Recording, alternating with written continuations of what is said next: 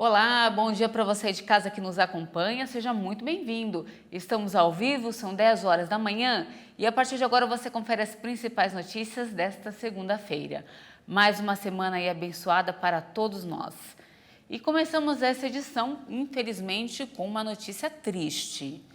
Um acidente com um ônibus deixou pelo menos 7 pessoas mortas e outras 13 feridas em Marechal Cândido Rondon, na região oeste do Paraná.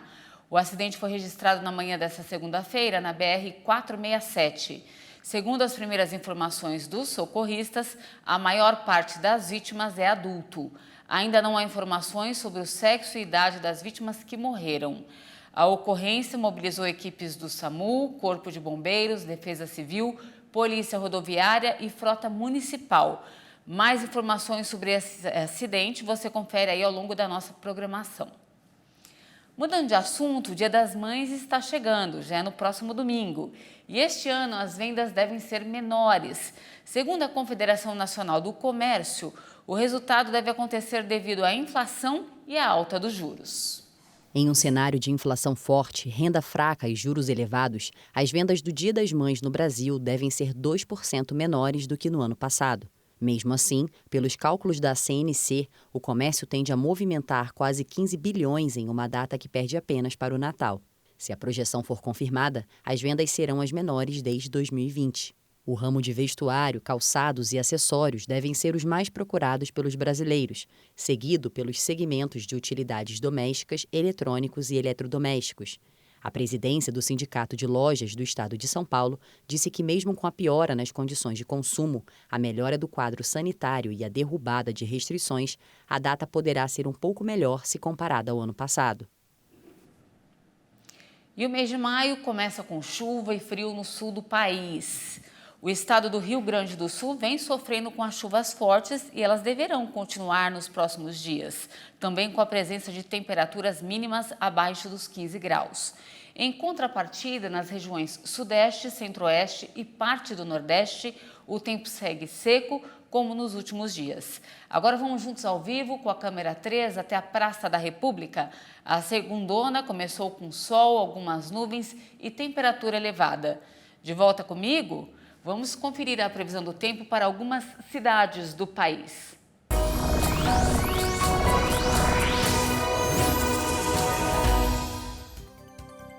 De olho no nosso telão, começando por São Paulo, hoje a mínima na capital é de 19 e a máxima chega aos 27 graus.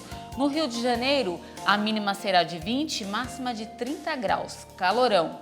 E em Salvador, na Bahia, o sol vai predominar durante todo o dia, com mínima de 24 e máxima de 29 graus. Agora falamos aí do conflito no leste europeu.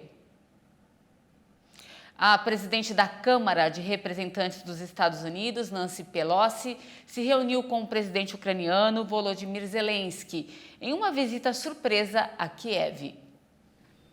Zelensky transmitiu sua satisfação com os sinais muito importantes dados pelo colega americano Joe Biden, que na quinta-feira pediu ao Congresso 33 bilhões de dólares adicionais para a Ucrânia, dos quais 20 bilhões serão destinados a armamentos.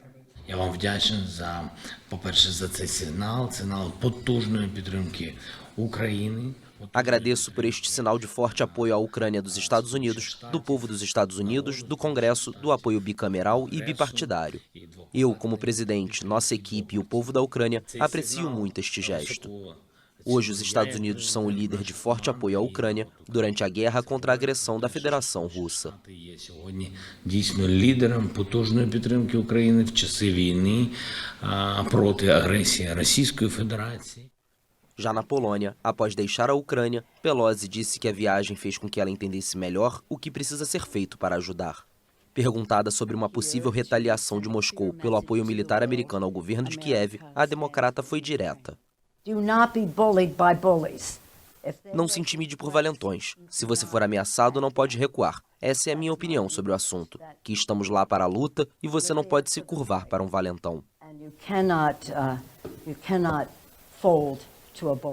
A visita de Pelosi aconteceu uma semana depois que o chefe da diplomacia americana Antony Blinken e o secretário de Defesa Lloyd Austin viajaram para Kiev.